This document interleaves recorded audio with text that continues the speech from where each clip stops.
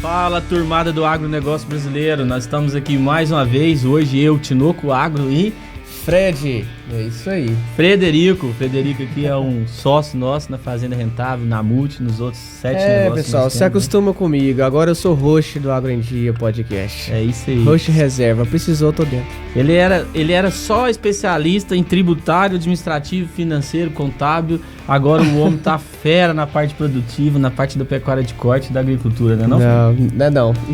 É sim, o homem tá entendendo. E hoje nós estamos aqui com um convidado mais que especial. Hoje nós estamos com um reforço aqui de peso. Nós vamos falar com Edson Pop. É, o famoso Pop. O Edson da sua especialidade de forrageiros, né? De capins forrageiros, volumoso, né? De um modo geral, silo, que é a parte de milho, sorgo, milheto, gramíneas, né? Vários forrageiros. E nós vamos ter muito conteúdo bom. Então, seu Edson, se apresente, seja bem-vindo ao Agro em Dia. É um prazer imenso estar te recebendo. Eu tenho certeza, você que está nos ouvindo, aperta o sininho, faça a sua inscrição, faça lá a sua aquisição do Spotify, que é R$16,90, menos do que duas Heineken. Muito barato, beber. Não é possível, né, pessoal? E você vai ter conteúdo para quê? Para mudar o seu mindset. O que você vai ouvir aqui é de graça, sabia? Tá lá no YouTube de graça, você não precisa pagar por esse conteúdo e você vai ter uma nova visão sobre a pecuária, sobre a parte de produção, sobre a parte de custo de produção, que esse cara é especialista e vai nos dar uma aula hoje, tá bom? É isso aí. Seja bem-vindo, seu Edson. Obrigado pelo convite, muito bom estar aqui. Recebido de uma maneira especial, desde a chegada, recebido com muitos sorrisos, moçada nova, cheia de gás para trabalhar. Eu sou Edson Pop, 35 anos com experiência de produção de silagem de volumosos.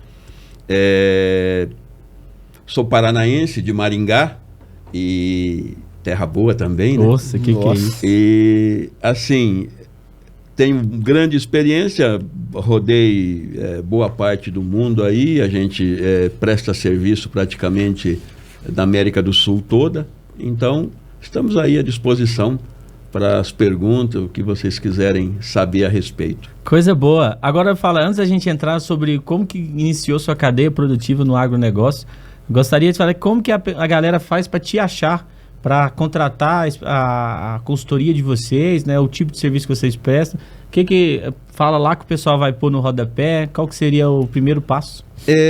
Eu sou diretor técnico da Lallemand Animal Nutrition. A Lallemand é uma empresa que produz bactérias e leveduras, a maior do mundo nesse setor.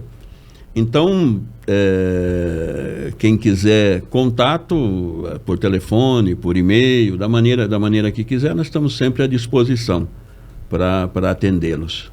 Mas vamos lá, seu Pop, como que iniciou sua caminhada na cadeia produtiva do agronegócio? Bom, eu já falei com vocês um pouco, eu sou filho de produtor, né? E sou produtor hoje. Mas lá no interior do Paraná, meu pai produtor de café, né? Então essa paixão nasceu desde muito cedo. Quando a gente fala vamos dizer, da profissão de zootecnista, não é só uma profissão na busca do dinheiro. A gente tem um amor muito grande por tudo isso, né? E quando terminei lá o colegial, eu buscava ou veterinária ou a zootecnia. E como a zootecnia, nós temos uma boa universidade muito próximo de casa, foi por onde eu comecei. E aí a questão de entrar na produção de volumosos, isso foi meio ao acaso. Na época, estava chegando ao Brasil o primeiro inoculante de silagem, e eu fui chamado, era uma empresa francesa que trouxe esse inoculante. Então eu fui chamado se eu queria trabalhar com isso. Na verdade, naquele momento eu nem sabia do que se tratava. Entrei assim às cegas. Mas rapidamente eu me apaixonei. Hoje é minha vida praticamente. Você conservar volumoso e assim, conservar sem perdas. Eu sempre digo, a silagem levando a produtividade e sanidade. Porque uma silagem mal conservada também, você pode contaminar seus animais. Clostridium, fungos, então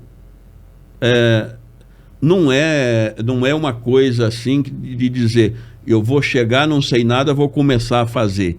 Na verdade, existe todo um passo a passo para ser feito e cada vez mais é exigido do profissional, vamos dizer, silagens de melhor qualidade, porque gado de leite, gado de corte, vacas de leite hoje, Paraná, por exemplo, nós temos rebanhos com média de 45 litros dia. Então você imagina uma vaca dessa tem que receber só alimento de primeira. No confinamento, mesmo você colocando 15, 20% da dieta de volumoso, se você colocar um volumoso contaminado, você vai levar a perdas drásticas de ganho de peso. Porque o fígado do animal, que poderia trabalhar para produzir células de imunidade, uma série de coisas, vai trabalhar para detoxificar. Tá combatendo aquilo ali. Exatamente. Caramba. As micotoxinas que você está colocando para dentro do rumen do animal. Entendi. E essa caminhada sua sobre a parte de especialidade no volumoso, na parte de forrageiras, ela começou então lá no Paraná. Você tinha quantos anos que você sai da faculdade e começa... Eu saio da faculdade 5, 6 anos depois. Eu então encontrei essa especialidade assim, meio ao acaso. Essa empresa que trouxe, né? Meio ao acaso. Não foi seu primeiro emprego? Não foi. No início trabalhava muito com suínos lá, com nutrição de suínos, alguma coisa disso, que era o que eu achava que eu iria trabalhar.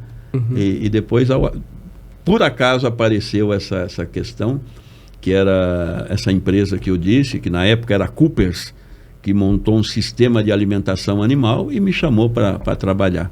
Você falou aí uma palavra interessante que eu queria destacar, você falou que é o amor pelo que faz, né? Existe alguma história que você pode contar pra gente do início, do que te remete ao amor, de fato?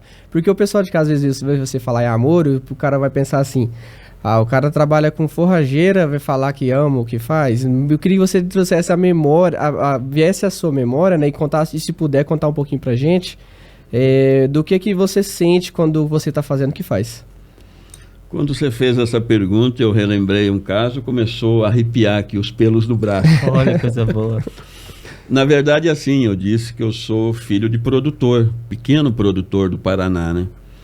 E meu pai, apaixonado pela atividade, na época não pecuária, tinha lá as vacas de leite, mas eram poucas, mais era a produção de café.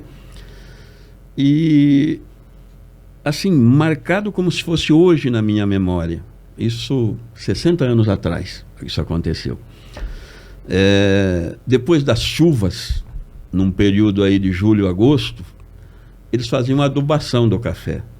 Então, a adubação era feita manualmente. E meu pai lá, com alguns funcionários dele, parou a chuva, nós vamos adubar o café. E eu, pequenininho, do lado, pai, aquele moleque chato, né? Deixa eu ir contigo. Não, filho, pode chover, você vai se molhar, pegar a gripe. Não, pai, tal. Bom, ele foi lá, cortou uma capinha numa lona, amarrou aqui com barbante, fez a capinha em mim. E nós fomos, e eu do lado dele, mais atrapalhava do que ajudava, claro. Vou ajudar o quê com 7 anos, né? Eu estava lá incomodando ele, e ele com aquela paciência, velhão italiano, né? Aí eu comecei a ver que ele jogava, e assim, foi algo muito mágico. Eu percebi o brilho no olho do meu pai quando ele adubava aquelas saias de café. A saia do café é a parte de baixo. Sim. Ali, adubação em volta. E eu via que cada grãozinho de adubo que caía era um pouquinho, uma sementinha de esperança que ele jogava ali. E eu vi no rosto dele, ele estava diferente. Ele estava, parece que brilhava aos meus olhos de criança. E a gente nota que quando realmente o produtor tem amor pela sua propriedade, ele trata aquilo como se fosse um pedaço do céu. E eu há 1 ano e meio atrás, eu perdi minha companheira, perdi minha esposa e resolvi mudar para o meu sítio. E de manhã eu gosto de pegar uma xícara de café e sentar, ver o sol nascer. E eu gosto muito de vinho. À tarde, às vezes, eu vou tomar uma taça de vinho lá. Do vinho. E de manhã, vendo o sol nascer, ou à tarde, quando eu sento ali que eu vejo a chuva chegando, eu vou te dizer uma coisa. Naquele momento, pelo menos naquele momento, aquele sítio é um pedacinho do céu. Nossa. E eu trato ele como. Olha que bacana. Eu acho que eu consegui te entender. Acho que eu consegui entender onde você vê amor em tudo que você faz. Sim. E eu acho que a gente hoje tem uma grande oportunidade, porque nós estamos aprendendo com quem ama o que faz, quem sabe fazer. E esse é o segredo, né? Fazer com carinho. Hoje nós empregamos isso aí em toda a moçada nossa aqui. Se você for andar pelo escritório, igual você já fez um tour, você vai ver que todos trabalham com esse brilho nos olhos, com essa mentalidade. Hoje o nosso time ele é focado em cada vez mais fazer um pouco a mais, né? Hoje, se ele tem uma área específica, que se ele atende um cliente de um projeto na área de pecuária de corte, onde a gente sabe que a integração de agricultura com pecuária hoje é o caminho, hoje não é o futuro, é o presente, e cada um aqui entrega um pouquinho a mais. Então, se a gente foi contratado para fazer um passo a passo de um projeto de pecuária de corte, nós também fazemos isso, que é o nosso contrato, né? Porém, nós queremos entregar mais do que isso, queremos entregar uma certa segurança para que esse cliente consiga também colocar isso em prática. Fazendo isso é entregando um pouquinho mais, é olhando o nosso pedacinho do céu, né? Porque toda a área nossa, toda fazenda é, de certa forma, um pedacinho do céu para nós. Porque quanto mais fazendeiro a gente ajudar, quanto mais pecuarista a gente conseguir complementar com a nossa expertise, às vezes, em fazer, porém, muitos deles já sabem o que fazer, eles só precisam organizar as ideias, né? Porque, muitos pecuaristas que eu conheço têm tudo na cabeça, mas não coloca num papel. Não consegue mensurar, né? Os números, o passo a passo, e no final aquilo fica se perdido. E a gente sempre brinca. Nós precisamos começar pelo começo, e o começo, o principal dele, no meu ver, boa parte dele é, claro, analisar a fazenda, analisar onde que ela é, mas fundamental, entender qual tipo de pastagem que eu vou usar. Porque se eu conheço a fazenda, se eu sei da janela climática, topografia, se eu sei da questão climática dela e tudo, eu preciso entender qual volumoso eu vou usar, como que eu vou trabalhar na minha fazenda a questão de produção, para quê? Para mim ter um número. O número que é o principal, que é o mais caro, hein? Quantos animais eu vou manejar nessa fazenda? Porque o segredo do investimento na pecuária de corte, ao contrário da agricultura, é a aquisição dos animais, que é muito caro. Hoje, se você for pegar qualquer projeto de pecuária de corte que nós fazemos, ou da pecuária de leite, o maior investimento dele vai ser a compra dos animais. Então, eu invisto lá num rotacionado, com semi-confinamento, 800 mil, 1 milhão, 1 milhão e meio.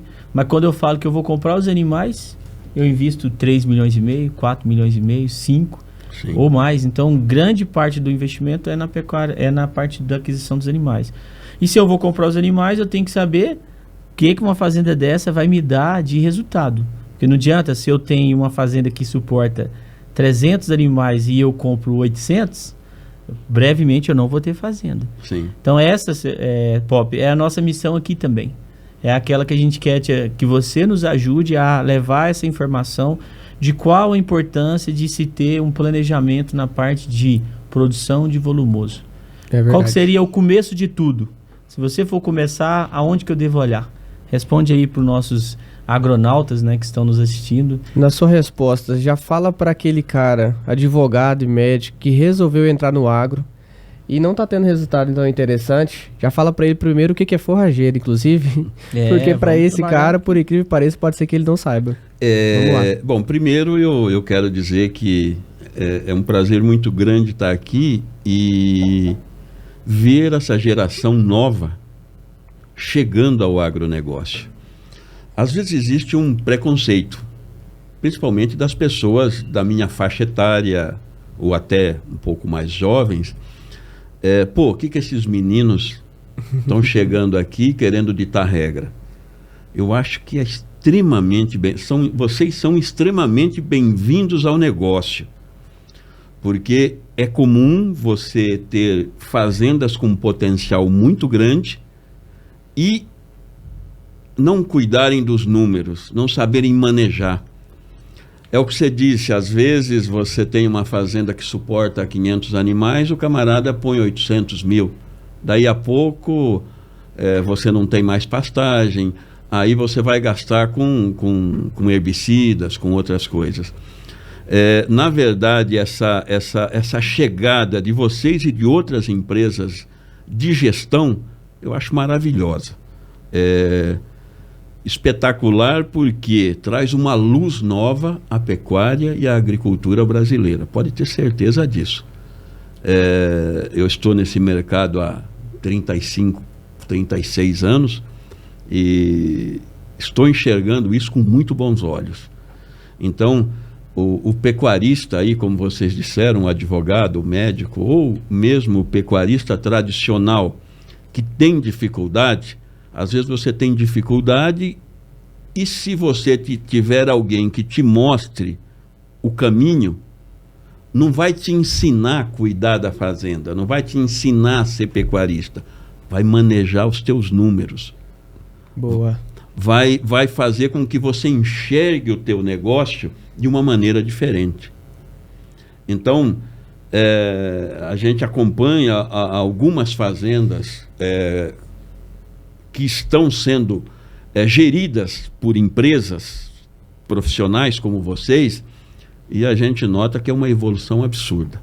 Então o camarada sai de repente do vermelho para o amarelo e para o azul.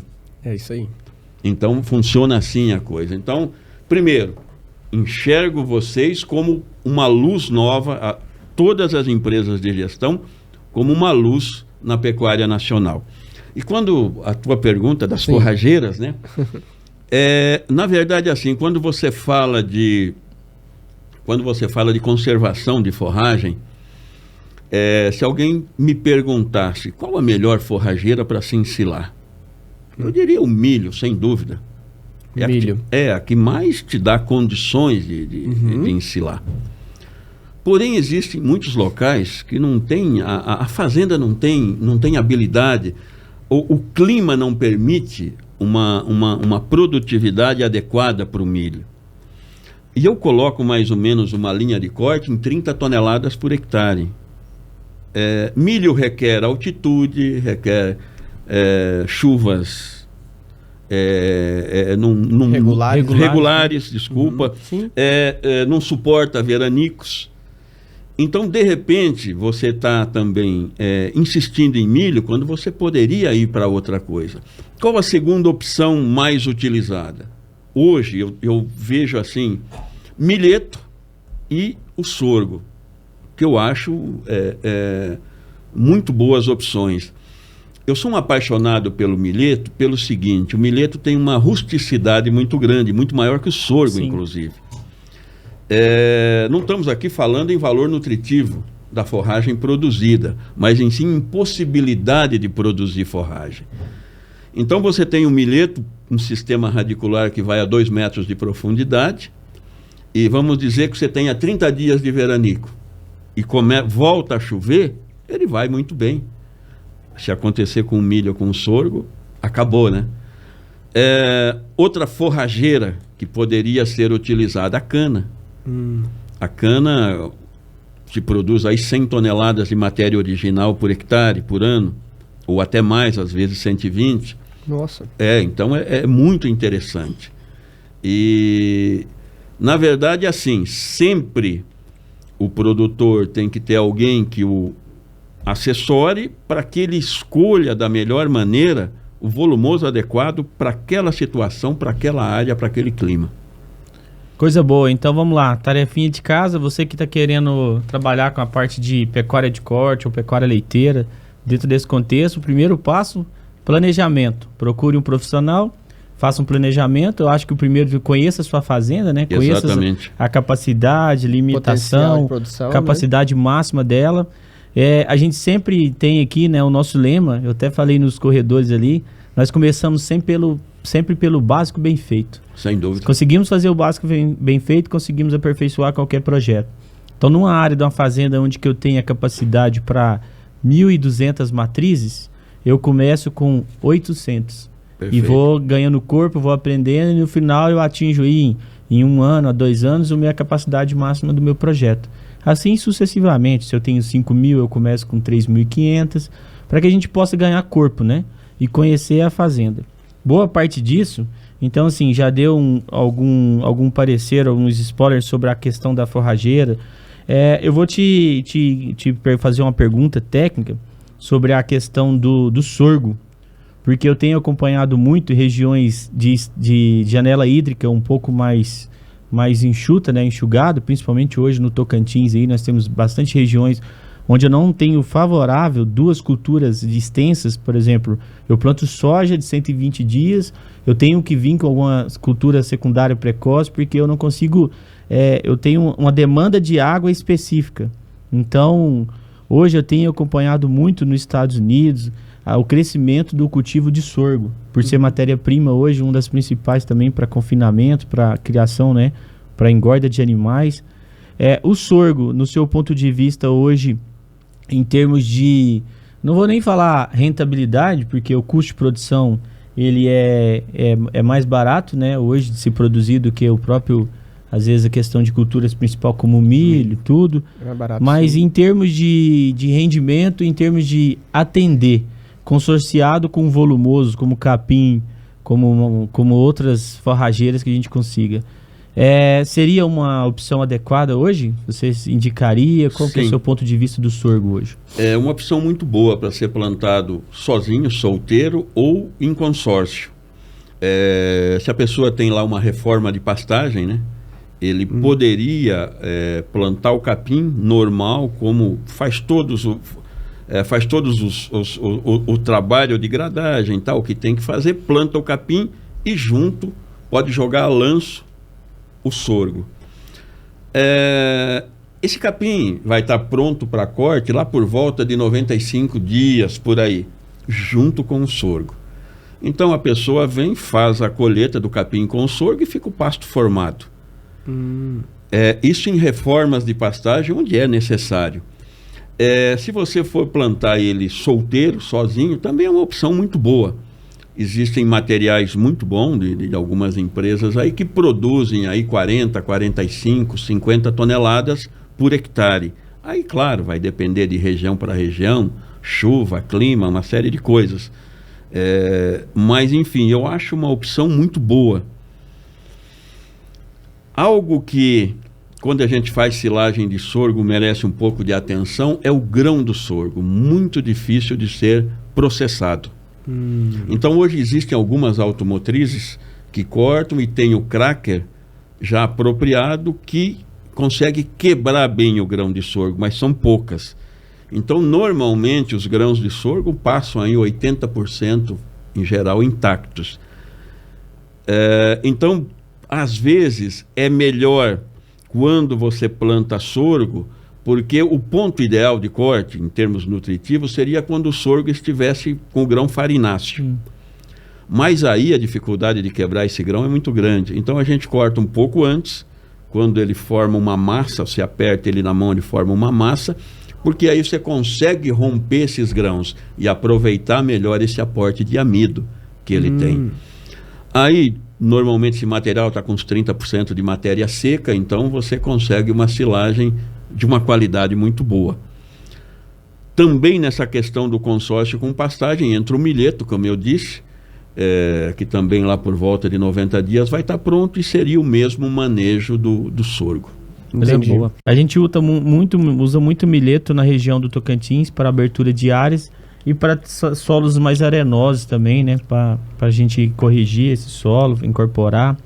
Então a gente usa bastante a questão do milheto e para não deixar o solo descoberto também. Perfeito. Em algumas regiões a gente atua lá hoje, né? Temos áreas na região do Tocantins ali e a gente usa para cobertura do solo. O milheto tem uma característica de um sistema radicular fasciculado que vai muito fundo. Quando você consorcia o milheto com o capim e você colhe, esse sistema radicular vai descer bem profundo, talvez 2 metros, E essas raízes apodrecendo formam microporos no solo. Então, às vezes, quando você planta uma área com milheto e do lado uma sem milheto, 2 anos você vai perceber o capim mais viçoso nesse local. Porque o capim vai aproveitar as raízes e os poros que abriram no subsolo. A absorção de água é muito ele boa. Vai enraizar melhor. Mesmo sistema que a gente faz com a soja também, né? E o milheto, na verdade, ele é chamado de bomba de potássio, né? Porque ele consegue reciclar muito das partes mais baixas do solo. O que eu poderia analisar para decidir se eu planto consorciado ou se eu planto solteiro, né? O sorgo ou o milheto?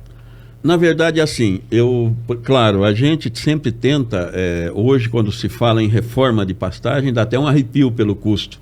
Sim, então, na sim. verdade, você pensa sempre em recuperação de pastagem, né? Que seria muito mais barato, muito mais para você ter um investimento menor. Agora, você sempre, quando você tiver dentro de uma propriedade que reformar a pastagem, eu acho que parte disso aí, você faz o teu planejamento, vê a necessidade que você tem de volumoso e parte dessa reforma faz consorciado. O consórcio seria quando você, dentro da fazenda, tem uma necessidade de reformar uma pastagem, tá? Aí Entendi. você entra com o consórcio. Nós usamos muito aqui também, o Pop. Em alguns casos, por necessidade, né? Por ter passado, às vezes, um pouco da janela. Nós temos questão de fazenda aí que for arrendada agora, possivelmente não vai conseguir plantar a cultura principal, que seria a abertura de soja, por conta de em cima do laço, né? Então, programação de adubo, essa parte de semente, química e tudo, então... Às vezes até calcarear, é o básico, eu não conseguiria ter. Isso, aí a gente usa sorgo em consórcio com capim. Só que em vez de jogar a lança, o sorgo, a gente joga o capim. Planta o sorgo e vem com capim de consórcio. Joga a lança, né? E formamos. Aí a nossa ideia é fazer mais ou menos o mesmo sistema do Santa Fé, com milho e capim. Perfeito. Então a gente faz a colheita do sorgo, grãos, sorgo para silagem, ou nós fazemos no capim, no consórcio, nós fazemos integração. Nós fazemos a parte do engorda a pasto, né? Perfeito. Com rotacionado, com cercas elétricas, e engordamos os animais para terminar, depois sequestrar e terminar eles, para fazer rendimento de carcaça, acabamento e tudo mais. Seria basicamente a mesma ideia, né? É o mesmo conceito, mesmo né? processo. O valor nutritivo dele acaba não tendo tanta diferença quando eu falo para silagem dos dois, né? Não teria não, porque você teria uma silagem de média a alta qualidade que para manutenção ou mesmo para uso em confinamento iria muito bem. O que o produtor precisa analisar para ele decidir se ele vai fazer a própria silagem ou não? Na sua visão hoje. Só se o bolso dele tá bem ou, ou não?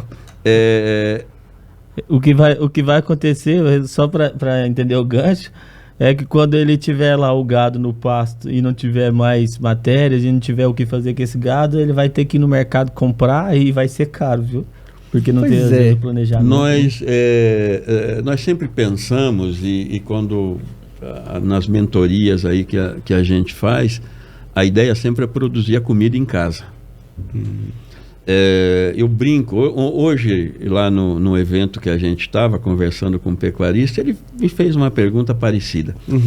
E aí eu disse assim, fiquei pensando, falei, como que eu vou exemplificar para ele? Disse, olha, seria a mesma coisa que você fazer um bife, uma salada gostosa na tua casa e você sair e ir num restaurante comer o mesmo bife e a mesma salada. Quanto que vai custar mais? E por que vai custar mais? Porque você está pagando uma margem para alguém. Sim. O restaurante tem que ter a margem, tem que ter a margem dele para ele sobreviver. É lógico. Como quem faz a silagem para vender, ele tem que ter a margem dele. Não que esteja errado. Eles são benéficos ao mercado. Só que quando você pode produzir em casa, é muito mais fácil. Vamos dizer que uma dessas fazendas resolve fazer a silagem meio em cima do laço. Qual seria o procedimento correto? Procura uma área já mecanizada, que pode passar uma ensiladeira, coloca uma carga pesada de gado. Se ela tiver touceiras, material senescente, dá uma roçada nela, uma boa adubação e 80 dias depois está colhendo. Entendeu? Entendi. Então, assim, é possível você fazer silagem com investimento baixo. E outra coisa sempre que tem que se colocar, sempre pensando que silagem é uma atividade extrativa. Então, às vezes, assim, a pessoa, esses dias atrás, sempre conversando com pecuaristas, você adubou sua área para fazer silagem? Já adubei, mas o que você... Eu não sou especialista em adubo, Sim. tá? Mas o que você colocou? Não, eu joguei tanto de ureia. Aí eu cocei a cabeça, né? Ou seja, ele está empobrecendo o sistema dele. Porque ele extraiu nitrogênio, que ele colocou na ureia, mas fósforo, potássio, tal, e micronutrientes. Você tem que pensar no teu sistema e nunca empobrecer o sistema. Você tem que colocar até um pouco mais do que a tua forrageira vai retirar. Ah, mas isso é caro. Mas é você pensar no futuro. Quando você faz uma adubação com nitrogênio e faz toda aquela extração, você está pensando só no imediato. Seria como você pegar a tua conta e sacar toda ela num dia. Não é assim que funciona, né? Entendi. Eu gosto de fazer uma comparação nesse sentido, como eu acho que aí o pecuarista ele tinha que ser um pouco de agricultor. Perfeito. Nesse momento, Perfeito. O pecuarista tinha que pensar igual ao agricultor. Por quê? Porque se eu não investir no meu solo, se eu não adubar ele, preparar, não jogar a quantidade de tonelada de calcário certa, eu não corrigir o fósforo do solo, eu não trabalhar com a necessidade que o solo pede, eu não vou ter o quê? Eu não vou ter uma produtividade adequada, que é a que eu tenho expectativa. Então, se eu tenho a expectativa de produzir 60 sacos, média geral, por hectare, se eu não tiver um bom manejo, um bom trabalho nesse solo, e eu pensar só no extrativismo, no retirar, eu vou chegar lá a 42, a 40. Então, nesse momento, quando o agricultor ele começa a preparar o solo, ele sabe que a tonelada do calcário a 115, 120 reais é caro, mas é necessário, não tem como eu fazer sem ela, eu começo a pensar em questão da produtividade. O pecuarista devia ter esse mesmo pensamento. Cuidar do solo, investir nele e no final retirar dele aquilo que ele vai te dar. A capacidade máxima dele. Sim, a conta vai chegar, né? A conta vai chegar. É a conta bancária, né? É a conta bancária. E dói, hein? Você tira mais do que você põe. Exatamente, vai chegar a conta, né? A conta não faz sentido, né? Quando Não. Por isso que quando alguém me pergunta assim, às vezes fala assim, Tinoco, mas qual que seria o melhor cenário da pecuária? Para mim, pecuária lucrativa é aquela que se investe. Não tem como eu não investir na pecuária. Eu não consigo comprar uma fazenda do jeito que ela está lá. Nós estamos trabalhando isso hoje, o Pop. Nós temos uma imobiliária do agro aqui dentro do escritório. Nós fazemos estruturações de negócio. Nós trabalhamos de forma diferente que o mercado tem conhecido, porque nós estruturamos o negócio da porteira para dentro. Nós, como somos pecuaristas, somos agricultores também, nós sabemos quanto custa, passo a passo, o que precisa ser feito. Sim. Então, hoje, nós estamos estruturando a compra de uma fazenda, por exemplo, para um pecuarista tradicional, que no caso ele quer conseguir retirar da própria fazenda o seu sustento para que ela se pague. Lógico que é a longo prazo, né? Nós trabalhamos com a ideia de que quem compra uma fazenda hoje e quer que ela se pague no primeiro, segundo e terceiro ano, ele está com o pensamento fora de um pouco da realidade. Ela vai se pagar. Nós temos o payback dela, nós planejamos ela para 6, 10. São projetos que a gente faz aqui para que ela venha dando retorno. Sim. Então, quando a gente faz esse planejamento nesse longo prazo, nos 10 anos geralmente que a gente trabalha, nós trabalhamos para que ela tenha retorno sobre ela mesma. Isso fazendo planejamento. Então, se eu tenho uma área de agricultura, se eu tenho 2.000 hectares e eu consigo plantar em 600 hectares, eu tenho mais 500 hectares de pecuária e restante deles eu diversifico entre reserva legal, algumas áreas mais difíceis de mecanizar, onde nós não descartamos da fazenda, nós fazemos os pulmões, onde nós temos pasto de reserva, onde a gente pode formar e ter ali nossa sobrevida, né? Onde está passando a dificuldade da seca. Então eu consigo otimizar essa fazenda de um jeito que eu use ela 100%, nos 12 meses. Como que eu vou usar ela 100%? Integrando. Então eu integro agricultura e pecuária com investimentos parecidos. Não quer dizer que na pecuária eu vou ter que gastar 1 milhão de calcário igual eu vou gastar na agricultura? Pode ser que não. Pode ser que a sua conta vai ser menor, porém eu tenho que investir. Eu não posso olhar para a agricultura e para a pecuária com olhos diferentes um do outro. O investimento que eu vou fazer é de acordo com a necessidade que a área pede, mas eu preciso investir. E um bom planejamento, para que eu não seja pego de calça curta. Chegou o verão, chegou a parte da seca, eu tô lá com 600 animais numa fazenda que eu não vou suportar passar os 5 meses, e eu preciso sair fazendo o quê?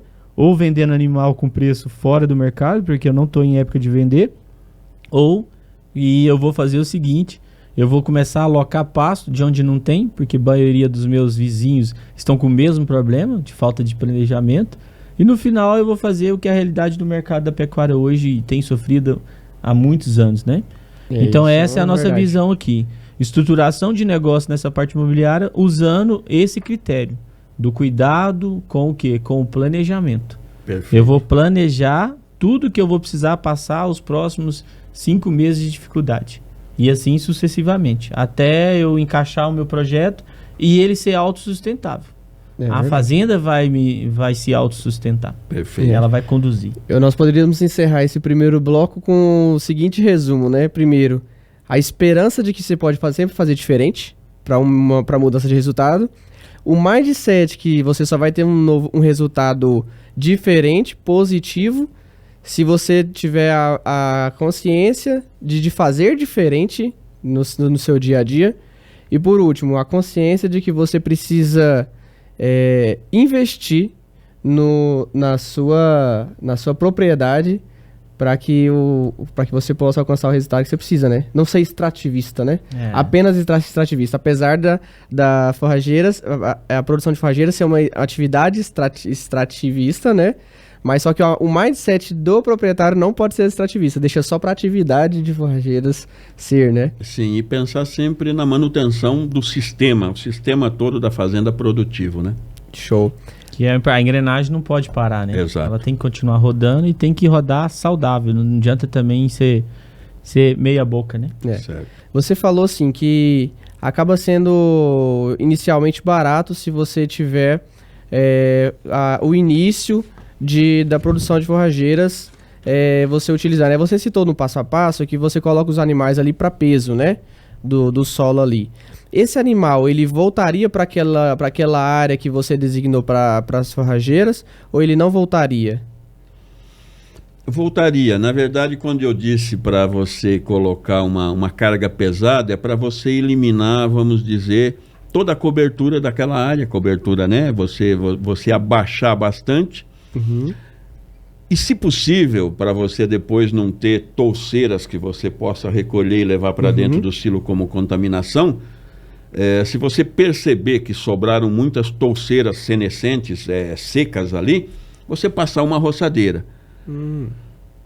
Você colheu essa área, depois ela volta da maneira que você quiser manejar, mas ela pode voltar normalmente para ser pastejada depois de brotada, né? Entendi. E você pode ir alternando as áreas para a colheita, desde que essa área seja uma área já trabalhada, destocada, que você pode trabalhar com forrageiras nela, é tranquilo. Então poderia fazer um manejo junto com o manejo do gado, inclusive, exato, né? Vedou, colheu, você tirou aquela silagem, aquela área volta para ser pastejada quando ela estiver refeita, né? Entendi. É um aproveitamento já de uma área da fazenda sem você ter que fazer uma lavoura específica para isso. Entendi. É muito interessante isso. Se caso, por exemplo, eu perdi o ponto de corte do meu capim e eu vou ensilar ele, isso prejudicialmente, porque a mesmo sentido, por exemplo, quando eu estou num pasto que eu coloco uns animais e eles acabam não querendo comer, não comendo de certa forma, de forma homogênea. Né? De forma padrão ali, A mesma coisa que se eu fizer um capim que eu perdi o ponto de corte na silagem dele, eu vou ter esse problema lá no coxo, por exemplo, quando eu for alimentar esses animais?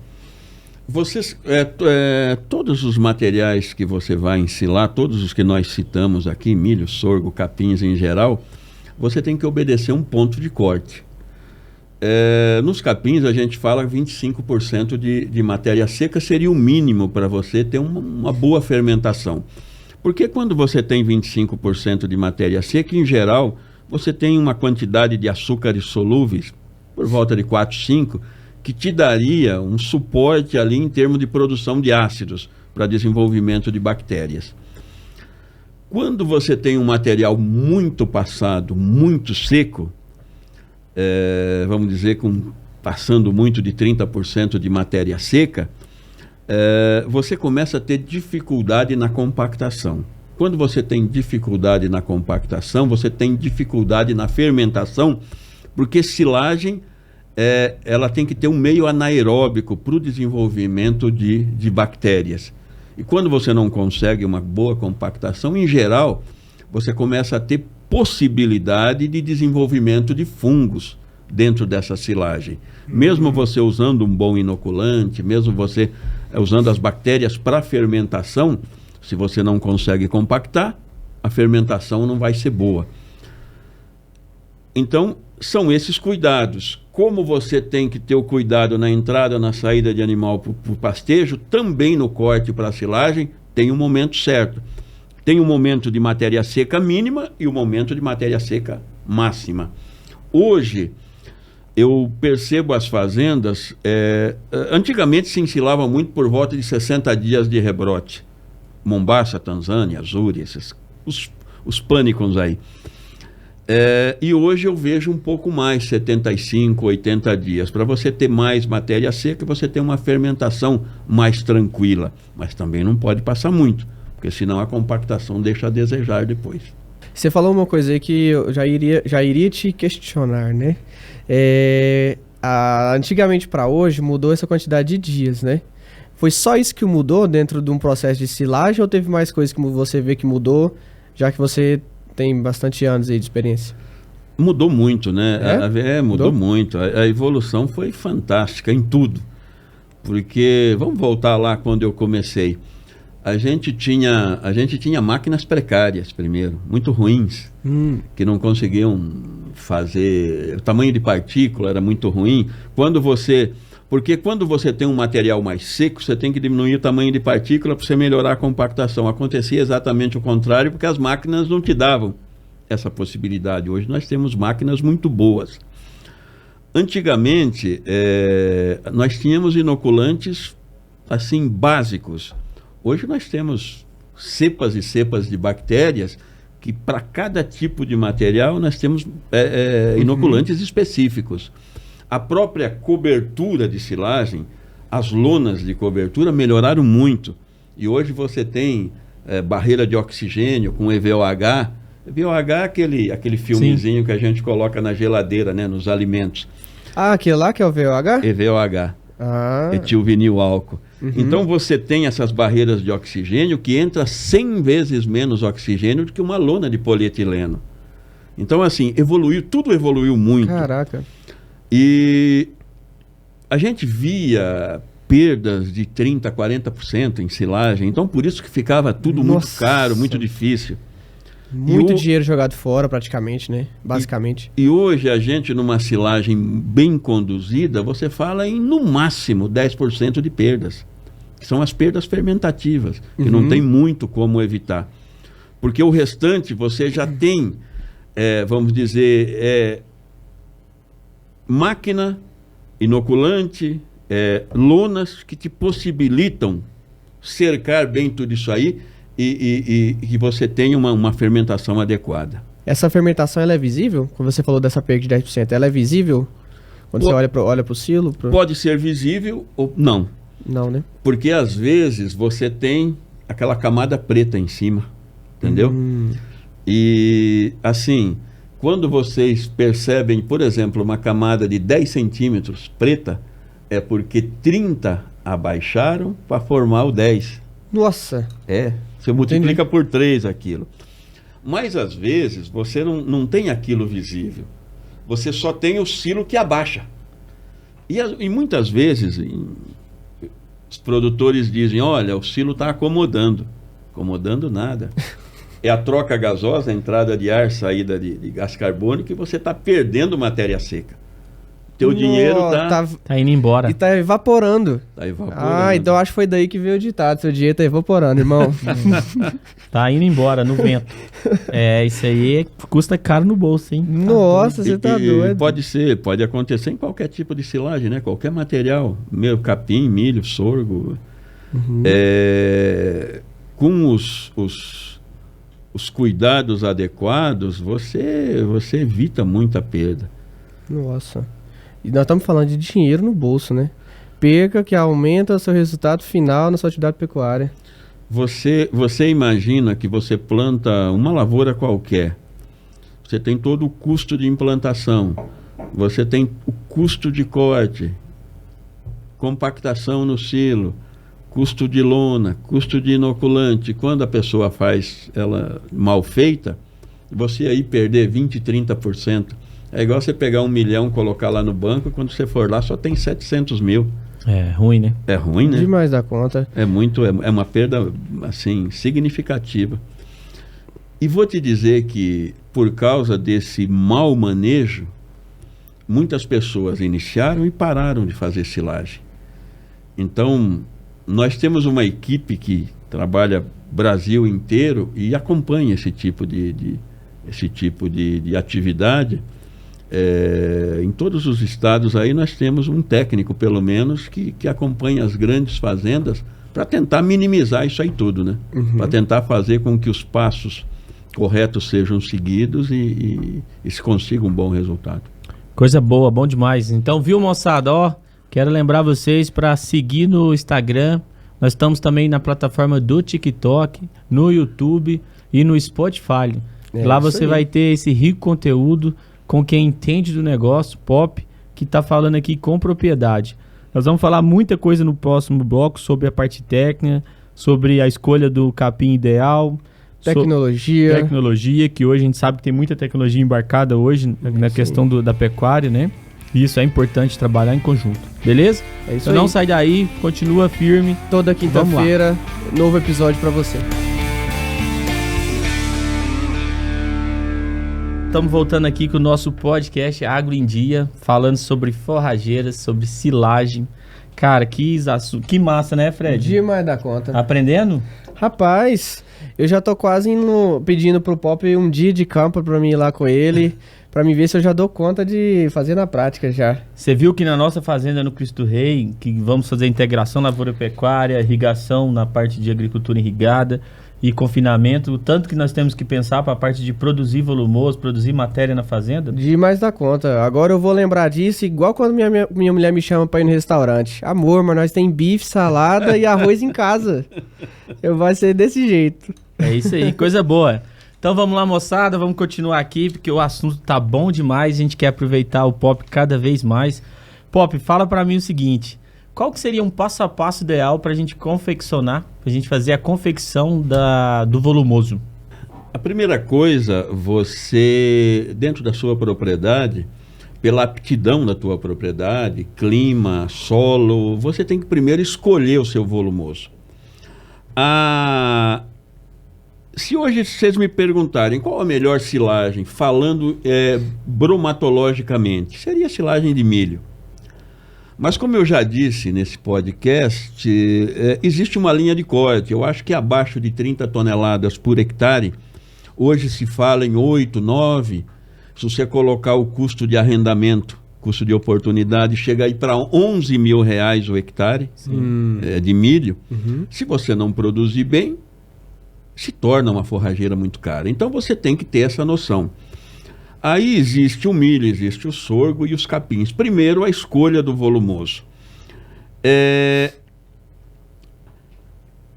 A partir do momento que você escolhe o volumoso, você tem que calendarizar o negócio, que você sabe mais ou menos, dias mais ou dias menos, o momento de corte. Sim. E esse momento de corte é dado pela matéria seca. Quando você trabalha com milho, você trabalha aí com no mínimo 33 de matéria seca, eu gosto muito de 35, seria, eu acho, onde você melhor aproveita o valor nutritivo da silagem, mais matéria seca. Se você for trabalhar com silagem de capim, eu diria que você teria que trabalhar com no mínimo 25% de matéria seca, talvez 28% seria uma matéria seca ideal. Se você trabalhar com o capiaçu, que nós não falamos, é uma moda hoje, você também teria que trabalhar no mínimo com 25%. Esse ponto de corte, depois do material cortado e ensilado, vai te dar uma fermentação adequada para você perder menos nutrientes, para você produzir os ácidos certos, para você ter uma conservação boa dessa silagem com o mínimo de perda. E dependendo do que você escolher e da matéria seca que você trabalhar, existe um tamanho de corte para você. Materiais mais úmidos, em geral, nós trabalhamos com uma partícula maior, porque é mais fácil compactar.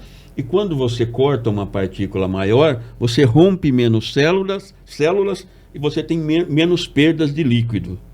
Quando você tem um material mais seco, você diminui o tamanho de corte, porque aí teu problema vai ser compactação. Na silagem úmida você poderia ter problema de desenvolvimento de Clostridium, e na silagem mais seca, desenvolvimento de fungo. Então toda essa ideia, toda essa engenhoca de ou corta maior ou corta menor, é para você conseguir uma boa compactação e você conseguir um meio anaeróbico, sem a presença de ar, para você poder ter o desenvolvimento das bactérias. Bom, nós cortamos a silagem. Aí a compactação é a alma do processo. Porque eu falei em anaerobiose. A hora que você vai compactar, você está expulsando o ar de dentro da silagem para fazer esse ambiente com o mínimo de ar possível. Quando você faz isso, você tem que fazer de maneira higiênica. Aqueles pneuzão de trator sujo que passa fora, entra dentro, cada entrada daquela são bilhões de bactérias ruins que você está levando para dentro e atrapalhando a fermentação do seu silo. E sempre se coloca uma regra em termos de compactação, o seguinte: vamos dizer que você tem uma automotriz cortando o teu material e que essa automotriz corta 100 toneladas por hora. Você vai ter que ter 40 toneladas de trator compactando. Se a forrageira corta 10 horas, você teria que compactar pelo menos 12. Isso é para que você consiga uma densidade de pelo menos 700 quilos por metro cúbico. E aí sim você ter uma fermentação muito boa. Hoje, uma das coisas que evoluíram uma barbaridade é a qualidade dos inoculantes. E, assim, uma novidade que tem no mercado, que nós temos a primeira bactéria brasileira isolada pela Universidade de Lavras e que está sendo usada no mundo todo. Olha só. Numa linha mundial de inoculantes. Então, é orgulho para o Brasil. É a primeira bactéria brasileira utilizada em nível mundial. Caramba! Então, hoje nós temos inoculantes específicos para cada tipo de forrageira. Capim, milho e sorgo, né? Se você for fazer grão úmido, grão reidratado, você tem materiais próprios. Então, cuidar disso aí. Cuidar bastante nessa aplicação do inoculante. E também a qualidade da lona que vai cobrir esse silo. Nós falamos que é um meio anaeróbico. Se você colocar uma lona ruim que permita a passagem de oxigênio, lá se foi, né? E normalmente isso vai penetrar meio metro ou mais para dentro do silo. Então aí você poderia ter perdas. Então, às vezes, você dentro de uma silagem, você nota uma camada preta na parte superior. Essa camada preta, vamos dizer que tenha 10 centímetros. Na verdade, o produtor tem que fazer a conta que foram 30 centímetros que diminuíram e formaram os 10 centímetros. E isso tudo é perda. Isso tudo é perda. Então, quando você faz uma compactação adequada, Porque a próxima pergunta eu sei como evitar isso, né? Sim. Eu já estou me antecipando. Boa, boa, isso mesmo. Quando você faz um corte no tamanho certo e no ponto do material certo, você faz uma compactação adequada, você usa um inoculante adequado e uma lona de cobertura de boa qualidade, você está evitando totalmente ou diminuindo essa camada perdida. Entendeu? Entendi. Então vamos dizer, o procedimento teu que vai te dar mais ou menos perda. Porque perdas que nós achamos, vamos dizer assim, dentro do script, do programado, seria no máximo aí de 8%, que são as perdas fermentativas. Entendi. Então então os materiais seriam que teriam que se atentar. Por último, a lona, mas antes da lona, quais seriam?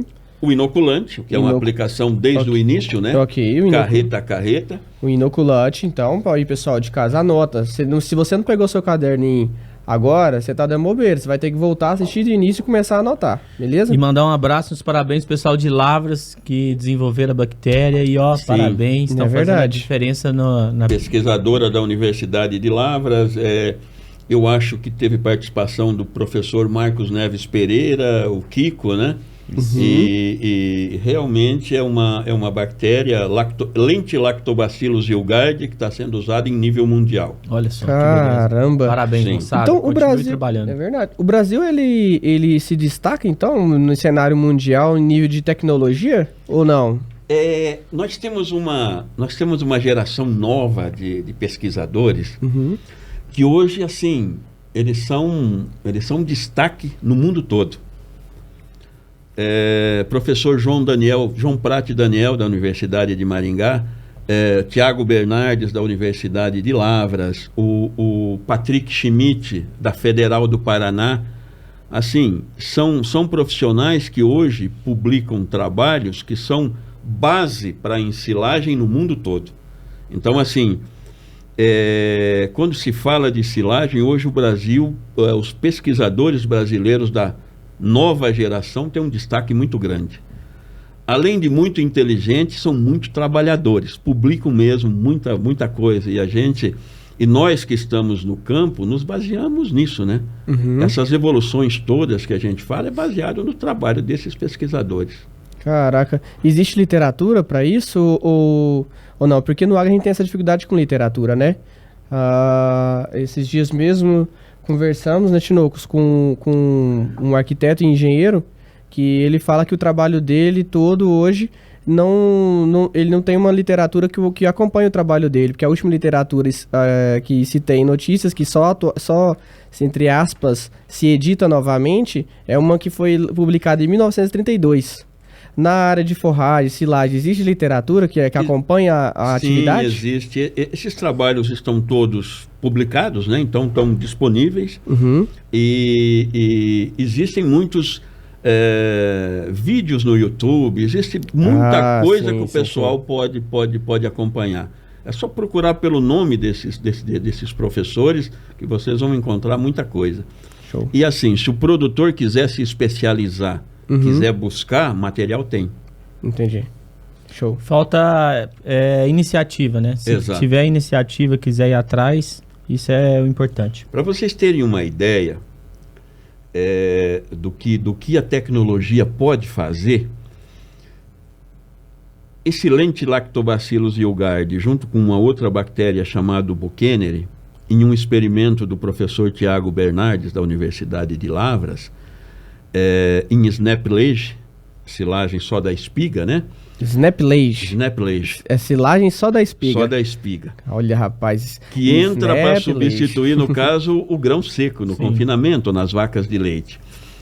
Nesse experimento dele,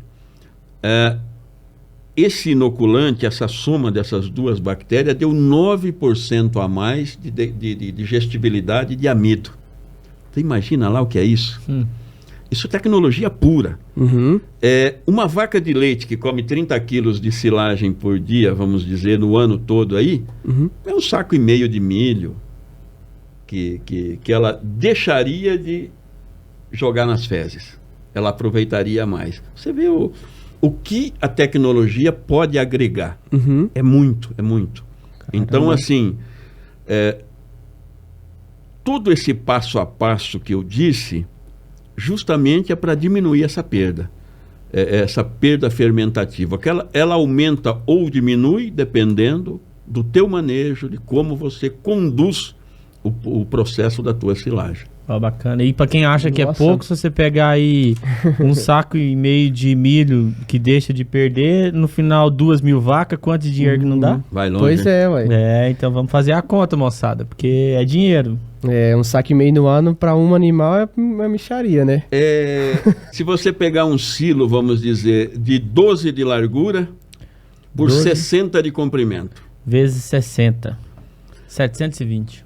Vamos colocar que a gente perde 10 centímetros visíveis, 30 centímetros, vezes 0,3. Vezes 0,3.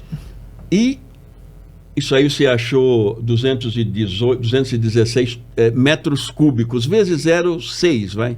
Vezes... Que seria 600 quilos por metro cúbico, né? Ok. Aham. 126 toneladas. Quanto que você vai colocar o preço da silagem de milho aqui na região? Nossa. Vamos pôr 100, 130, 150? Não? Menos?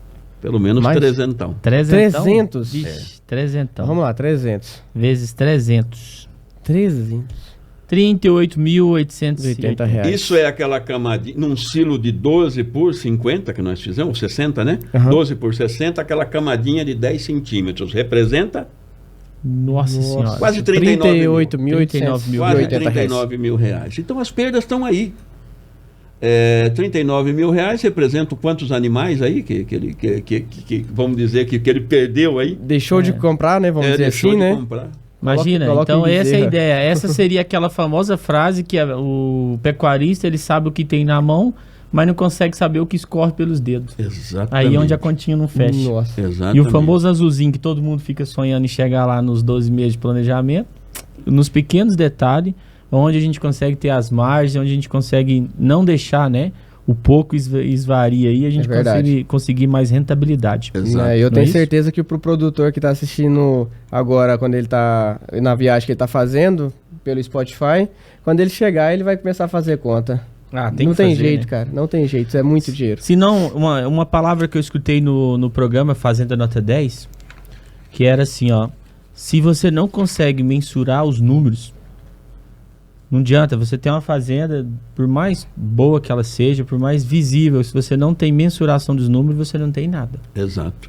Aquilo que não se pode mensurar equivale ao que você não sabe o que existe, o que tem, para onde está indo. Então, mensurar esses números é muito importante. Quando você não mensura o número, você não sabe onde você está indo bem, onde você está indo mal, onde você tem o ponto que você tem que verdade. melhorar. É verdade. Que às vezes você é eficiente em muitas coisas, está pecando num Nenhuma. ponto, mas se você não mensura, como que você vai saber onde está esse erro? É o fato. Boa demais. Ó, nós temos praticado aqui, Pop, nas nossas fazendas, principalmente agora na nossa fazenda no Maranhão, nós estamos trabalhando com integração lavoura e pecuária. Boa parte disso, hoje nós temos modelo de fazenda que também faz ILPF, que é a integração lavoura e pecuária e floresta. Então a gente trabalha muito com isso hoje. Essa parte de democratização, porque não é algo que se inventou agora, né? Quanto tempo que foi inventado no Brasil? Hoje a integração lavoura e pecuária foi inventado no Brasil. Então, quanto tempo isso aí já não existe? E hoje, se você conversa com alguns agricultores, alguns pecuaristas, e ainda é um tema a se desmistificar, né? E muitas vezes tendo que provar pro produtor, né? Muitas vezes tendo que provar pro produtor que fala, o quê? Colocar animal na minha terra para compactar meu solo, né? Não tem jeito. Essa integração, quando eu diversifico, integração lavoura e pecuária, e quando eu trago a parte de produção de volumoso, silagem e capim, então isso aí seria um modelo de um negócio hoje pecuário, de uma fazenda lucrativa? Integrar esses sistemas para trabalhar em conjunto? Não tenho dúvida disso, porque quando você faz a lavoura pecuária e você tem volumoso guardado, você maximiza todos os resultados, porque sempre existe uma produção maior e menor de volumoso dentro da fazenda. Quando você faz o planejamento forrageiro, você tenta ter um fornecimento de fibra, de volumoso o ano todo, de uma maneira parecida. Então você pode planejar o seu negócio no alto e não pela baixa, que é a seca. Porque aí é que é o grande problema, onde você acaba Exato. tendo resultados ruins. E mesmo numa vacada, quando você passa uma seca ou um inverno, depende da região que você está, de uma maneira tranquila, suplementando a necessidade desse animal, você vai ter índices reprodutivos muito melhores lá na frente. Então é uma coisa natural isso aí, né? Animal que passa fome não reproduz, porque a primeira coisa, quando tem escassez de forragem, que o animal corta, que é questão de sobrevivência, é a reprodução. Com certeza. Sim. E aí você explicou aquele ditado, né? Hoje, esse dia eu tava andando na fazenda, o fazendeiro virou pra mim e falou assim: Tinoco, você sabe qual que é a melhor cerca que existe? A melhor solução para gado não pular cerca? Aí eu virei e falei assim, eu já mais ou menos imaginava, né? Mas eu falei assim, qual que é essa? Ele falou assim, capim. O segredo, boa parte, para você não ter problema com incidência de animais pulando da sua cerca e indo pro do vizinho, chama-se o capim. Pode ser que o capim do vizinho esteja mais vistoso e mais saboroso do que de onde ele está pastando. Se eu não tenho oferta de capim, se eu não tenho matéria, como que eu quero que o animal fique parado ali, né? Então esse foi um ensinamento, né, nesse dia que eu achei bacana. Essa coisa aí tá mais ou menos assim, agora em tom meio de brincadeira. Meu avô dizia, quando tinha um parente dele lá, que tinha uns porcos muito magros, né? Meus porcos estão muito magros, você não sabe algum remédio? E meu avô falou, a sobra da comida do coxo passa nas costas dele. Mas nunca sobrou? Então, tá faltando comida, ué. Boa parte. Então, bacana. Nossa, as costas dele é boa. Outra coisa que a gente tem falado muito, nós temos um exemplo aqui de um case de sucesso de uma fazenda em Rio Verde, Goiás, onde o dono da fazenda, ele trabalha com matrizes de criação de suínos. Então, na própria fazenda, ele tem uma fazenda e ele tem um frigorífico, né, um matador, um abate, onde ele abate, ele tem suas matrizes e ele abate. A ideia desse fazendeiro é o seguinte, ele tinha um planejamento, e ele já está em 60% dele, que ele precisa ser autossustentável na parte de produção de alimento. Então ele precisa produzir hoje, 100% da produção de soja dele, ele já se autossustenta na fazenda. E ele quer, num prazo aí de 1 ano no máximo, ser 100% sustentável em milho também. Então olha só que bacana, é uma ponta a ponta, né? Eu estou falando de um produtor que produz na ponta e termina e vai na cadeia final. E ele está se autoalimentando. Ele cada vez mais ele entendeu que ele precisa recorrer menos do mercado. Não ficar na mão dos grandes players, né? Honorar o seu custo de produção. Sim. Então ele tem feito a parte de sustentabilidade da fazenda. A fazenda tem energia solar. Ela tem energia da parte de gás metano, que é o que produz do confinamento. Então ele trabalha com sustentabilidade e ele produz o próprio alimento, que seria 100% da soja dele hoje, e num prazo aí de 1 ano mais ou menos vai estar produzindo 100% do milho. Ou seja, ele vai vender carne, não... É isso. É isso aí. Ele vai produzir, ele produz as suas próprias matrizes, então ele fechou ali uma cadeia. Por que essa ideia devia ser democratizada? Para mais pessoas fazerem isso. Sim. Tanto na parte hoje, eu te dei um exemplo de suínos, mas quantos fazendeiros na parte de agricultura, de pecuária, de corte e leiteira não poderia fazer essa própria tecnologia, essa própria sistemática, né? Sim. E for para pensar, né, agora, entendendo de uma forma correta, acaba sendo viável se pôr na ponta do lápis, né, como se diz, para o pequeno pecuarista fazer a própria comida, né? Então acaba, de acordo com, dependendo da quantidade de animais dele, ele tendo uma boa consultoria, vamos dizer assim, pega, por exemplo, você mesmo, pega uma boa consultoria, né? Esse pequeno pecuarista, ele vai conseguir produzir a própria comida, vai deixar de ser um extrativista, porque igual a gente concluiu aqui, né? Nós entramos no consenso, que a atividade de se fazer uma forrageira é extrativista, mas ele, como produtor, pecuarista, ele não precisa ser um extrativista, né? Exatamente. Que é de consumir da terra até a terra acabar. Que isso aí seria até uma ignorância hoje, né?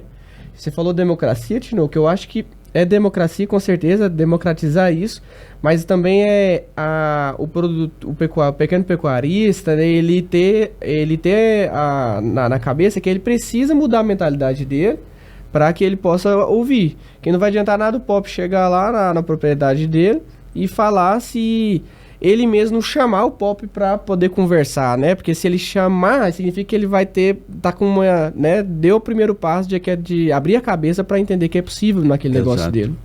Bacana. Ó, Pop, agora eu vou te fazer uma pergunta um pouco mais focada, né? Um pouco mais específica, eu quero saber o que você acha e qual que seria, às vezes, o maior desafio. Na pecuária de corte, no ciclo completo, um dos desafios grandes seria a terminação. Boa parte delas, porque você intensifica ali, né? E você termina um animal com rendimento de carcaça, com acabamento. Até é uma selagem, né? Do que foi feito desde a cria, a parte de recria dele e a parte de terminar esse animal. Na parte de formação de volumoso, de silagem, que é a sua especialidade, qual que seria o grande desafio hoje, uma área específica? Seria produzir silagem hoje para a parte de pecuária de corte, de terminação? Seria, às vezes, para produção leiteira, num compost bar, num sistema, às vezes, diferenciado? O que seria esse desafio? Qual seria o maior desafiador aí? Quando você fala de gado de corte e gado de leite, o pensamento é um pouco diferente. Porque, vamos dizer assim, nós falamos de vacas de leite, às vezes, com produtividades altas. Mesmo as girolanda, você tem médias produtivas bem altas, né? Então, você necessita, vamos dizer, encher aquela cuba de fermentação chamado rumen com algo com uma densidade energética mais alta. Então, aí você teria que recorrer a milho, a sorgo, mesmo milheto poderia ser, tá? Quando você fala de gado de corte, é um pouco diferente. Não que não necessite uma comida de boa qualidade, não é isso que eu estou dizendo. Mas você pode se dar o luxo de trabalhar com material, vamos dizer, culturas um pouco mais rústicas, de densidade energética um pouco menor, que você teria bons resultados. Então, assim, sempre quando nós falamos de gado de leite de média para alta produção, nós temos que trabalhar com materiais com grãos. Quando trabalhamos com vacas de leite de média baixa produtividade, você poderia trabalhar com material também mais barato. E no confinamento, se você tiver uma região com alta produtividade, por exemplo, de milho, regiões aí que produz 40, 50 toneladas por hectare, que existem várias regiões no Brasil, você não pode pensar em outro volumoso. Bem, vírgula, porque agora nós temos a questão da cigarrinha, que nós ainda não conversamos sobre ela. Vamos falar. Que é uma interrogação danada. Mas assim, vamos dizer a grosso modo, o milho é quase imbatível. Agora, quando você vem para produtividades menores, os outros volumosos começam a ser competitivos. Entendeu? Capim, mesmo o capiaçu, mesmo o sorgo, né? Então... E até o milheto. Maravilhoso o milheto, eu gosto demais. Você já percebeu que eu sou um apaixonado pelo milheto? Eu também. Sou apaixonado pelo milheto. Então você poderia utilizar esses volumosos. Então, na verdade, você tem que ter noção exata de cada volumoso para que categoria animal você vai aplicar. Que a necessidade de cada categoria animal é diferente. Por exemplo, mesmo no sul, nós temos uma cooperativa que a gente atende no sul do Brasil, que a região é de silagem de milho, eles têm uma produtividade muito alta de milho. Então, para a vaca produzindo, não se fala em outra coisa. Porém, existem novilhas e vacas secas. E as propriedades são todas muito pequenininhas, áreas... Então, um dia chegou o técnico, sentou comigo e me disse, eu tenho uma ideia meio louca aqui, eu gostaria que você falasse se eu estou louco mesmo ou se ela tem... Sentido, né?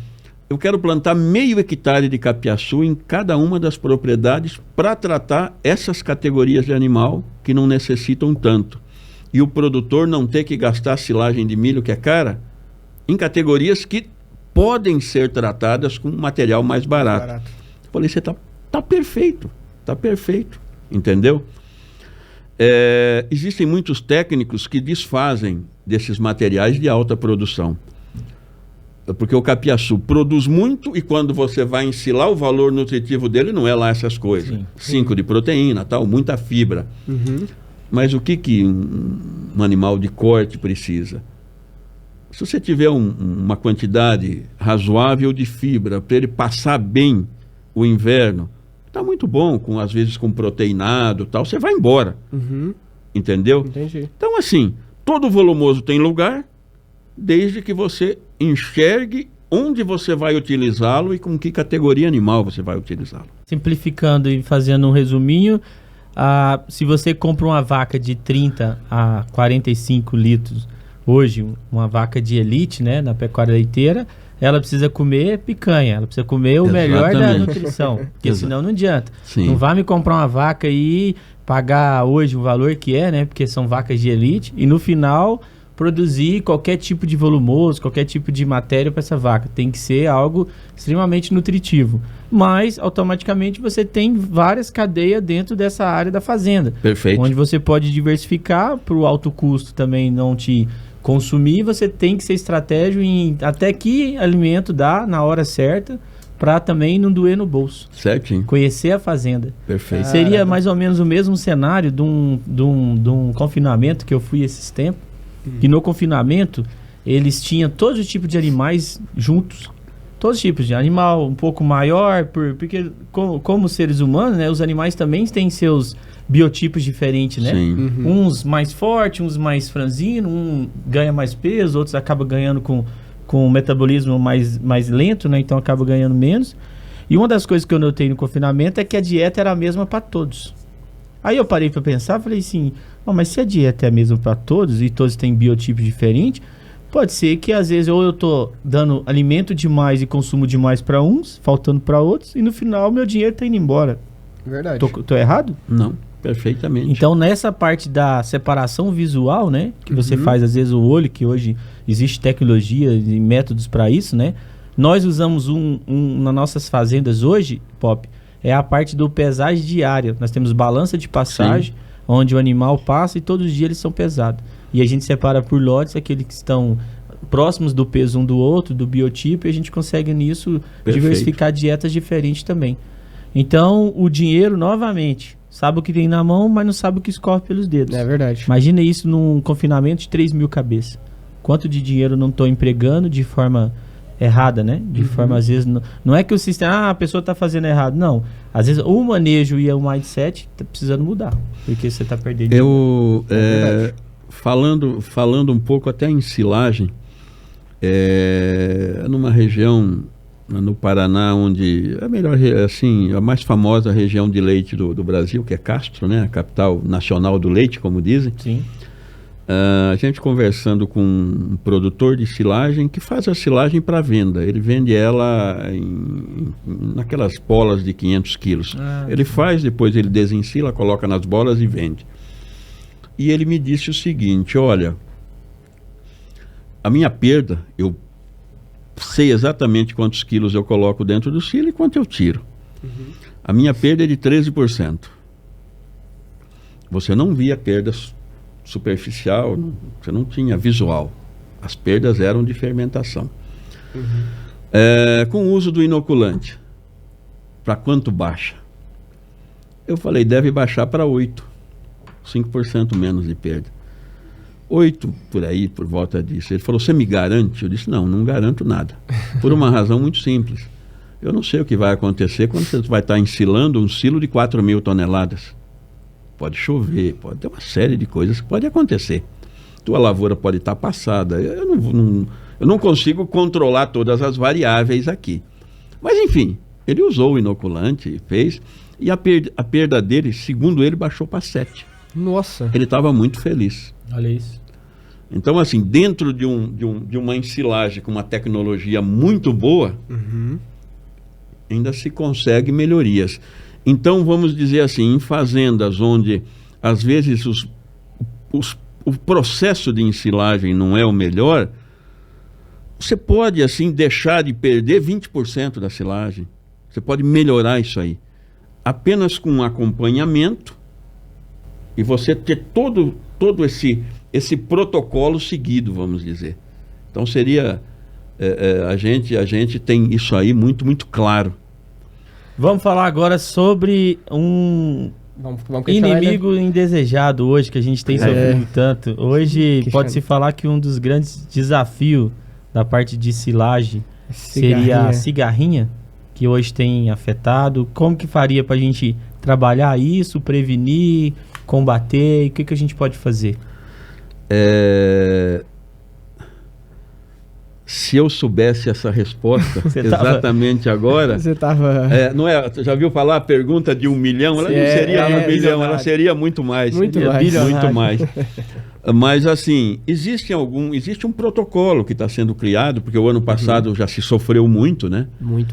E eu notei lavouras que perderam 40% da produtividade. Nossa. Então assim, ela veio aquela história do azul para o vermelho. Sim, sim. E muitas lavouras, praticamente, você via clareiras abertas, o material todo deitado. E eu estive há 15 dias atrás no Rio Grande do Sul, próximo da Argentina.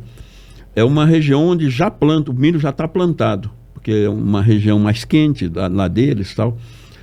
E o técnico dizia que tinha lavoura com 2 folhas, já tinha feito 3 aplicações de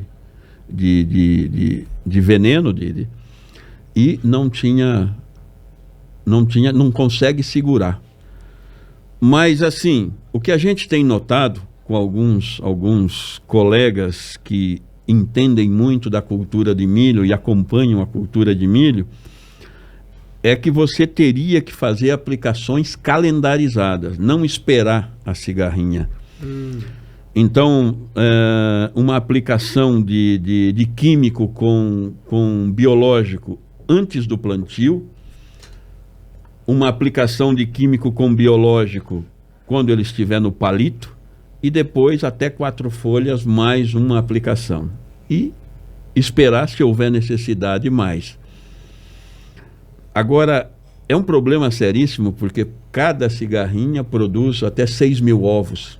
Nossa. Ela tem capacidade de andar 60, 70 quilômetros. Então, assim, é um inimigo realmente indesejável. E todos na cadeia produtiva aí, do leite, no agro geral, todos estão muito preocupados. Porque existe um protocolo, mas não se sabe se ele realmente vai funcionar. Se é eficaz, né? Por isso que eu te disse que era a pergunta de bem mais de 1 milhão. E veio de onde essa cigarrinha, hein? Você sabe dizer? Ela já existe aí, a cigarrinha, né? Das pastagens e tal, mas nos últimos anos foi uma explosão, né? É uma explosão. Até porque muita área sendo preparada, sendo aberta, sendo reutilizada, né? Sendo renovada, reformada. Então isso cada vez mais vai aumentando.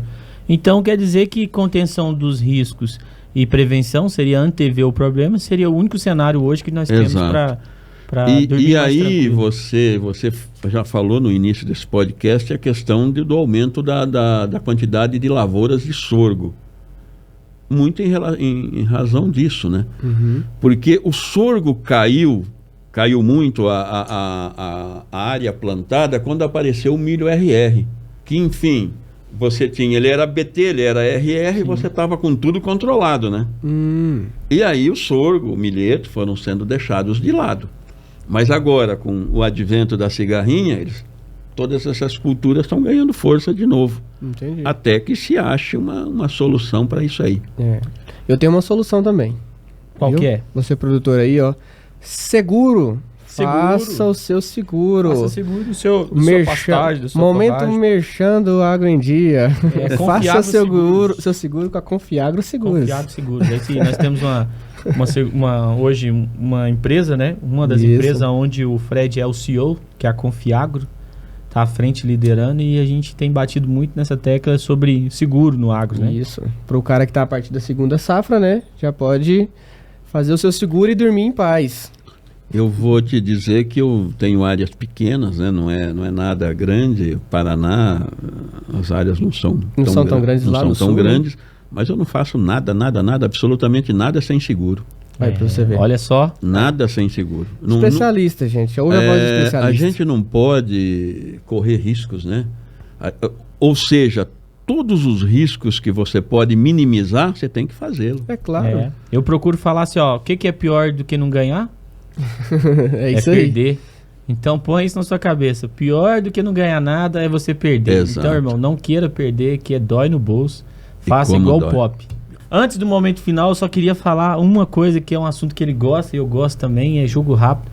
Falar sobre silagem de milheto. Fazer silagem, é possível fazer, a gente fazer, como que seria? Ele está até me provocando, que ele sabe que eu sou um apaixonado pelo milheto, né? Rapaz do O céu. Tonico é terrível, né? Ele é terrível, ele é terrível. mas eu Você já gosto pode, também. não, você já pode cobrar já, porque se nós deixar vai ficar aqui até meia-noite, vai dar umas 12 horas de gravação. E... Não, tem Ele- que falar do milheto. O milheto, sim, é uma opção muito interessante, tanto em consórcio como solteiro, né? Um material que se adapta muito a veranicos, a solos arenosos, onde você tem dificuldade com outras culturas. A gente sempre brinca que onde não vai milheto, não vai nada, né? Você não consegue nada, porque o milheto tem uma capacidade de recuperação, que às vezes você tem 30, 40 dias de seca em cima dele, e você vê, parece que você não vai ter mais cultura. Se começa a chover, eu até brinco, falo que é o ganho compensatório, né? Ele tem um ganho compensatório absurdo. Então, assim, eu acho que é uma cultura inicial, para quem nunca fez uma cultura para silagem, é uma cultura inicial muito interessante, porque ele diminui muitos riscos. A história do seguro que nós falamos diminui muitos riscos. E depois, com o tempo, você vai, vamos dizer, entrando em culturas mais tecnificadas, eu diria. Não que o milheto não necessite de adubo, não é nada disso, mas ele é muito rústico. E seria a palavra resiliência, acho que seria específica, Exato. né? O milheto, Sim. ele descreveria o que seria a resiliência nas culturas hoje. Exatamente. Isso aí. Do agro, né? Filosofar em cima do milheto. Seja como um milheto, seja resiliente. Milheto, resiliência. Essa é a pegada, entendeu? Eu falo isso porque boa parte, hoje nós temos uma síndica aqui no prédio, ela cuida da parte do administrativo, né? E ela tem 2 fazendas de cria. Então ela arrenda essas fazendas para um agricultor, e o agricultor, ele deixa a safrinha, ele não planta a safrinha, ele libera, forma a pastagem, forma a cobertura de milheto, e ela coloca as novilhas. As novilhas de primeira cria, geralmente faz IATF e coloca elas nas pastagens de milheto, que é um rico, né? Um nutricional muito grande, riquíssimo, principalmente nessa fase aí das novilhas de primeira cria e tudo. Aí ela vende depois, ela mesma faz o seu próprio leilão, tanto a novilha cheia quanto o bezerrinho no pé. Vende na desmama. Caraca. Então, como a janela curta dela, ela tem um pouco espaço de tempo, que seria essa safrinha, né? Esse espaço que ela tem, ela utiliza isso aí. E é um baita negócio e queremos ela aqui também dando esse exemplo. E é um prazer demais, não tá acabando, mas eu já queria antecipar que foi um prazer te conhecer como pessoa. Tivemos a oportunidade de conversar um pouquinho que seja. Mas eu tenho certeza que é o início de uma longa amizade que se iniciou hoje. Com certeza. E eu vou depender, eu vou pegar, eu já tenho seu telefone, toda vez que eu tiver uma dúvida, ô Pop, eu tenho certeza Estou à disposição de você e das fazendas aí. Bom demais. Associadas também, eu estou sempre à disposição. Não tem... Queremos você conosco, nos dando Sim. todo o suporte e tal. Sem problema, tranquilamente. Nós vamos juntos, nós vamos ajudar essa galera aí a fazer de forma assertiva. Não que nós saibamos tudo, né? Mas nós queremos aprender com quem sabe e levar isso para mais pessoas fazer. Correto? É isso aí. E assim, mesmo com 35 anos de experiência, ou mais um pouquinho talvez, hoje aqui eu aprendi muito. Então, assim, que isso. você produtor da minha faixa etária, entre 60 e 70 anos aí, não se sinta acanhado, não se sinta envergonhado de chamar os meninos para darem a consultoria. O que você conhece da tua fazenda, junto com a gestão que eles podem trazer, pode maximizar de muito o resultado. Então, assim, eu acho que esses meninos todos dessas consultorias vieram, é uma luz na pecuária nacional.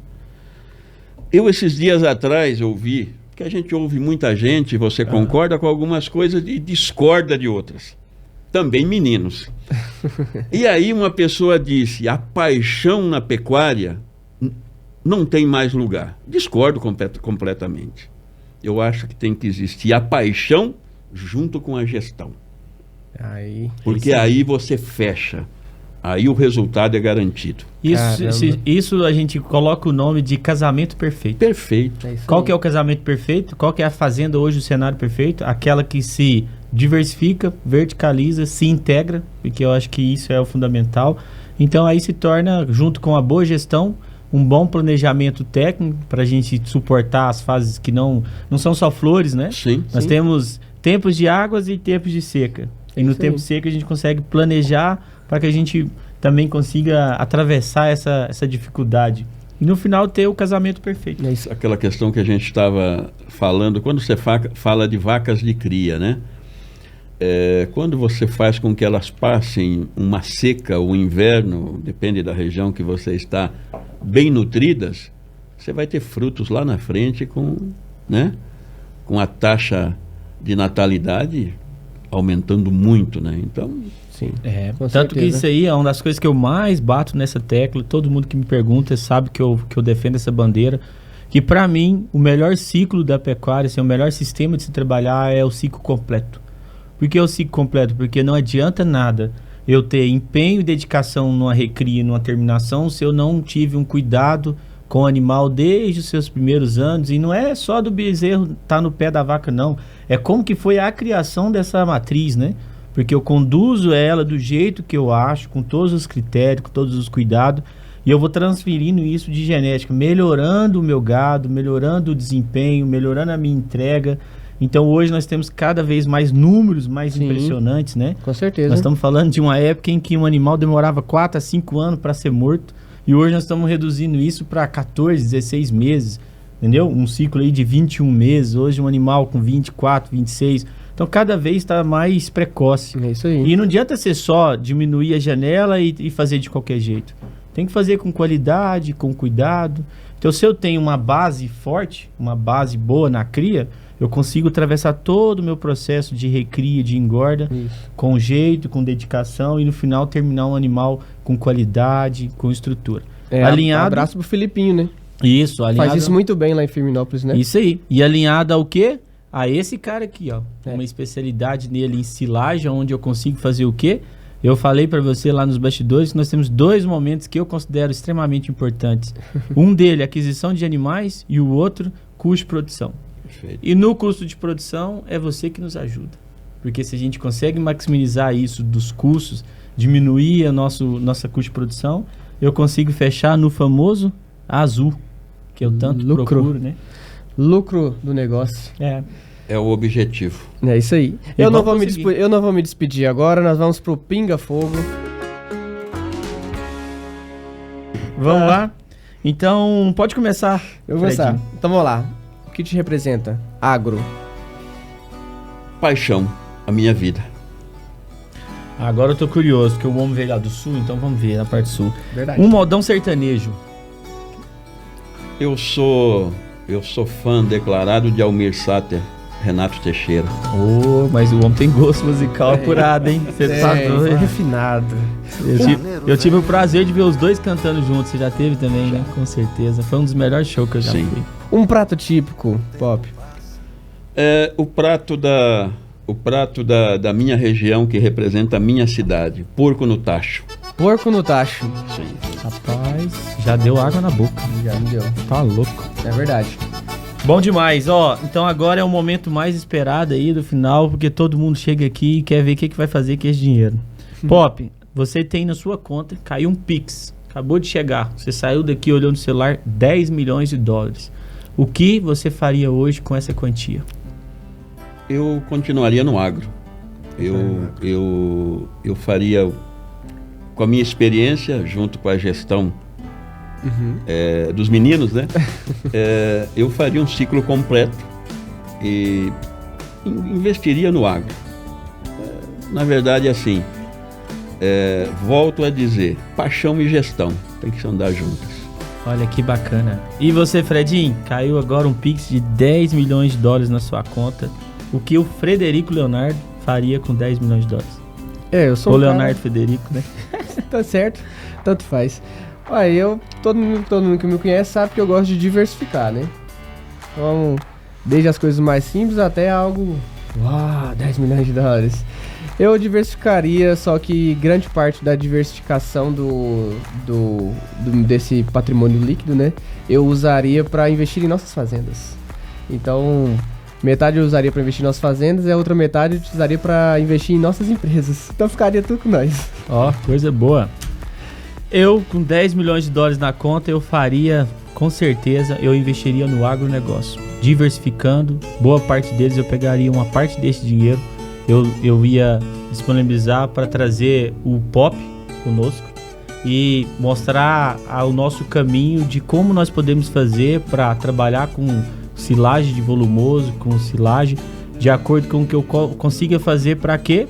Para ter maior rendimento, maior eficácia, maior aproveitamento dela, e o que poderia fazer para democratizar isso aí, para chegar ao máximo de produtores rurais possível, para que eles também tivessem essa opção de entender. Então, parte desse dinheiro eu ia deixar para a gente poder fazer nas nossas fazendas, né? As nossas experiências, né? Os nossos treinamentos e tudo, para achar essa solução, para cada vez mais atingir o máximo de pecuarista possível. Então eu faria isso. Outra parte também investiria novamente no agro, com a fazenda verticalizada e diversificada. A minha fazenda ela seria estruturada com confinamento, recria, recria e engorda, produzindo volumoso. Eu seria até um pouco, tem gente que fala que não vai conseguir competir. Nos pivôs, na parte irrigada da minha fazenda, não seria só agricultura, só grãos. Eu faria volumoso também nos pivôs, dependendo do volume que eu tenho, do meu confinamento, da estrutura da minha fazenda. Conhecendo o planejamento, hein? Eu faria uma estrutura onde eu ia também irrigar. É isso aí, galera. Eu ia fazer volumoso irrigado, porque não é só de grãos que se vive uma fazenda. Sim. Uma fazenda boa, uma fazenda modelo hoje, uma fazenda do futuro, que seria o presente, ela tem que ser verticalizada e diversificada. É isso aí. Show de bola? É o Tinoco e a voz da experiência. É. A minha fazenda vai ser top. A nossa, né? As nossas fazendas vão ser top. É isso aí. Bom demais, galera. Então foi isso. Mais um Agro em Dia, um podcast excelente. Tivemos a oportunidade de aprender muito com quem sabe fazer. Tivemos uma aula, tanto como pessoa quanto profissional. Estamos extremamente satisfeitos, não é, Fredinho? Demais da conta. Pop, quer mandar um abraço? Primeiro agradecer o convite, foi um prazer estar aqui com vocês, a gente poder conversar esse tempo todo, foi fascinante, assim, passou muito rápido, né? Nossa, papo bom passar, igual jogo bom, você nem vê, começou, já terminou. E posso dizer uma coisa, aprendi muito com vocês hoje, então eu acho que essa junção de experiência da geração um pouco mais antiga nas fazendas com a gestão que vocês podem levar é o caminho. Não vejo assim outro caminho a não ser paixão e gestão, como eu já repeti 2 vezes. É isso aí. E você, Fredinho, o que você deixa as suas considerações finais? Eu digo o seguinte: se inscreva no canal. Tá de cá, Dito? Se inscreva no canal. Não deixe, para de ser egoísta, não deixe de compartilhar para os seus 10 melhores amigos, ok? Comenta aí, faça suas perguntas aí que nós vamos olhar e vamos responder todas essas perguntas de vocês. Pode comentar aí embaixo aí.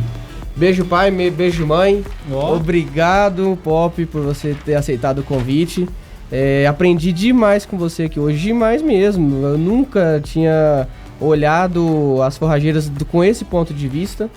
Já consigo identificar visivelmente agora onde alguns podem estar perdendo dinheiro e posso ajudá-los com isso. Que bom. Seu número tá na minha agenda e com certeza eu vou te incomodar algumas vezes aí. Não incomoda nunca, tanto e-mail quanto telefone fica à disposição e vai ser um prazer atendê-los e aos associados de vocês. É isso aí. Bom demais, minhas considerações finais então são essas. Aguarde que a edição do Agro em Dia com o Pop vai ser lá no campo.